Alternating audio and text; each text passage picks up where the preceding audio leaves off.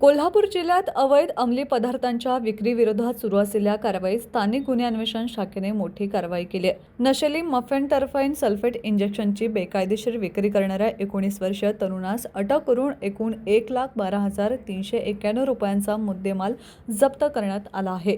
कोल्हापूर जिल्ह्याचे पोलीस अधीक्षक योगेश कुमार गुप्ता यांच्या आदेशानुसार अवैध अंमली पदार्थ व नशील्या इंजेक्शनच्या विक्रीवर कारवाई करण्यासाठी विशेष पथके तयार करण्यात आली होती. त्यानुसार स्थानिक गुन्हे अन्वेषण शाखेचे पोलीस निरीक्षक सुशांत चव्हाण यांच्या मार्गदर्शनाखाली ही कारवाई करण्यात आली आहे. गोपनीय बातमीदारामार्फत मिळालेल्या माहितीनुसार इचलकरंजी शहरातील उत्तम प्रकाश टॉकीज परिसरात छापा टाकण्यात आला. यावेळी ब्राऊन रंगाच्या TVS ज्युपिटर मोपेडवरून नशील्या इंजेक्शनची विक्री करण्यासाठी आलेल्या साहिल किरण पाटील राहणार हातकणंगले यास ताब्यात घेण्यात आले आहे. त्याच्या मोपेडच्या डिक्कीमधून मफेनटरमाइन सल्फेट या नशील्या इंजेक्शनच्या 67 बाटल्या, मोपेड व मोबाईल असा मुद्देमाल जप्त करण्यात आला. वैद्यकीय अधिकाऱ्यांच्या चिठ्ठी व परवान्याविना नशील्या इंजेक्शनची विक्री केल्याप्रकरणी आरोपी विरोधात शिवाजीनगर पोलीस ठाण्यात गुन्हा दाखल करण्यात आला आहे.